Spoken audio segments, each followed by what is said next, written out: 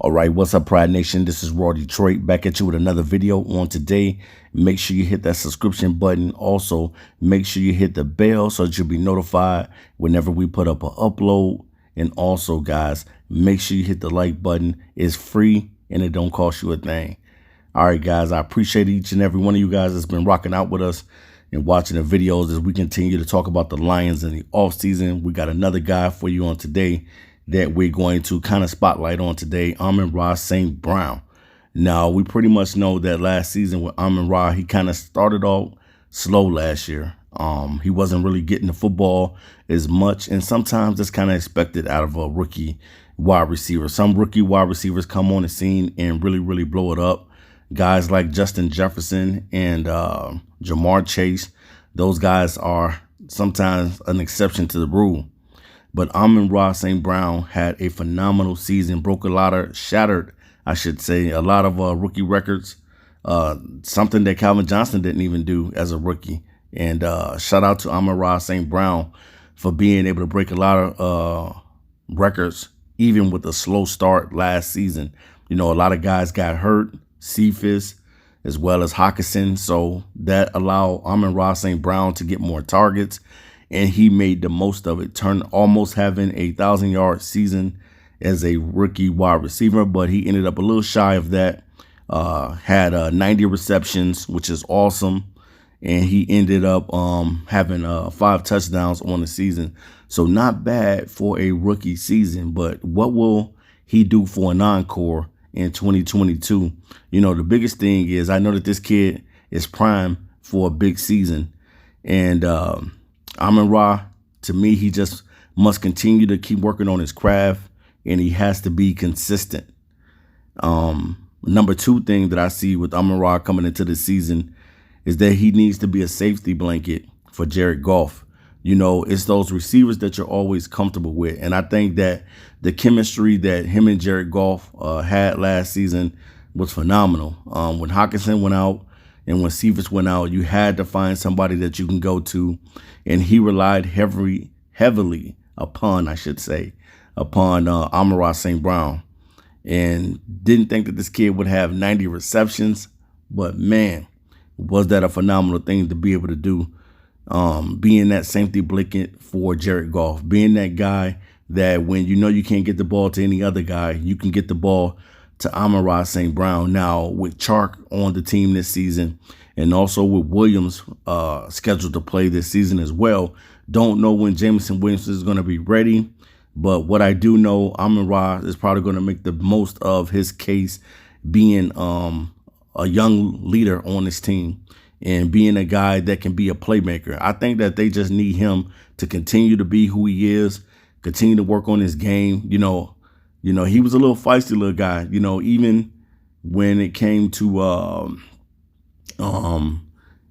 being in the training camps and battling it out with Jeffrey Okudah and him and Okudah going at it. He had pretty much said, like, look, I'm coming in to take somebody's spot. And the kid played phenomenal, man. And sometimes, you know, when guys say that, you know, it's good to have that kind of that cockiness, because, you know, sometimes they get drafted later in the rounds and you don't know what to expect out of these type of guys. And he came in already saying, look, I'm trying to take a spot. And that's how you have to come in. You have to come in with that Mamba mentality, if you want to say that mentality to say that, hey, man, I'm going to do whatever it takes. I'm going to work hard. And he was doing that, man. This dude was catching balls after practice. He was staying late. That just lets you know that he was hungry and he really wanted it. So I think that this season is going to be an even better season for him. I don't know as far as receptions, how many receptions or yards he's going to end up with at the end of the season. But I definitely think that he's going to be the guy that's going to more than likely be the safety blanket for Jared Goff, because he has pretty much built that rapport and that chemistry with Jared Goff. where Goff is kind of comfortable with him. Now, I know you also got Josh Reynolds on the team as well. Can't forget about Josh Reynolds, who will be starting out there with DJ Chark. So you got him out there, and then you got a healthy TJ Hockenson, man. If all these guys can stay healthy, man, you just never know what the Lions could do, man. I think that they can have one of the best and the most explosive offense there if everything comes together. You know, DeAndre Swift being able to stay healthy, the offensive line being able to stay healthy. If all these guys can stay healthy, man, I'm telling you, man, the Lions could have one of the most explosive offenses in the NFL. You know, having a guy like Chark, who you already know that is capable of having a big season. He's already did it with the Jacksonville Jaguars, and that was the season I believe that Chark had. That was his Pro Bowl season where he caught a lot of balls, and he also was over 1,000 yards that season. I think he went over 1,008 yards, something like that. But you know that Chark is capable of putting up some great numbers as well. Then you know that, I know a lot of people say, man, can TJ Hockenson get to 1,000 yards? See, I don't think that Hockenson needs to really get to 1,000 yards. But if he did, the Lions, what you guys need to know about Hockenson is that the Lions need to be more creative with Hockenson.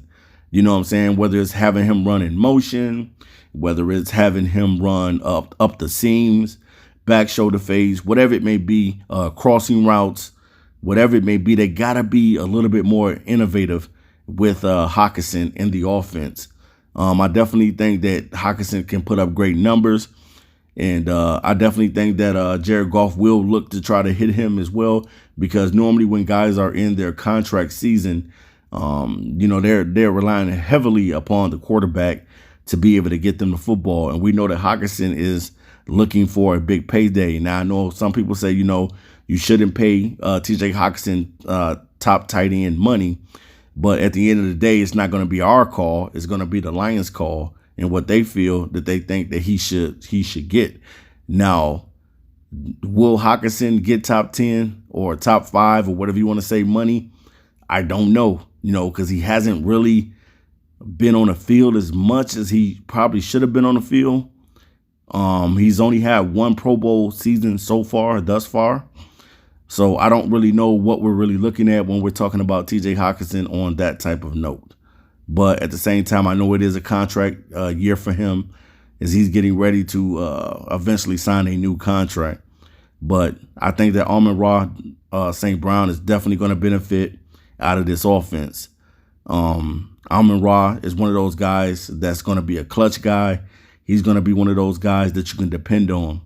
Kind of, if you want to say, it's kind of like your modern day Golden Tate.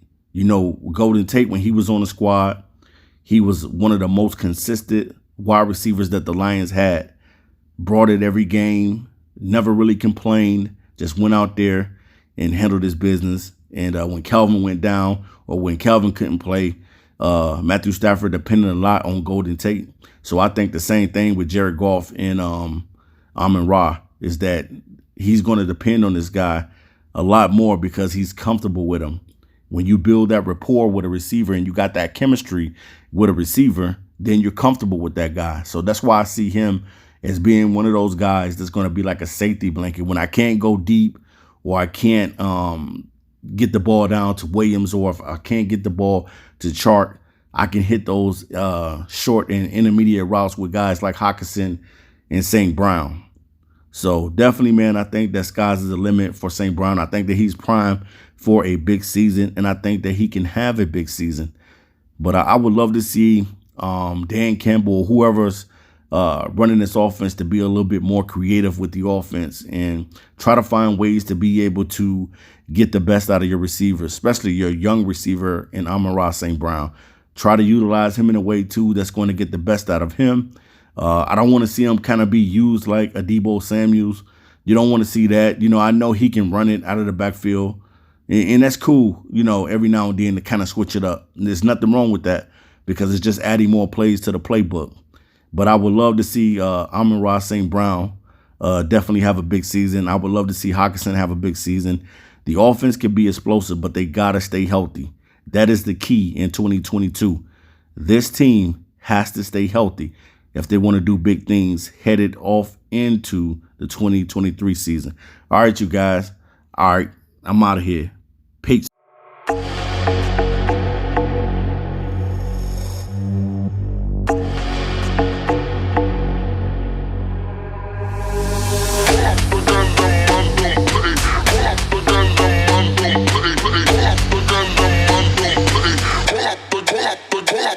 Man.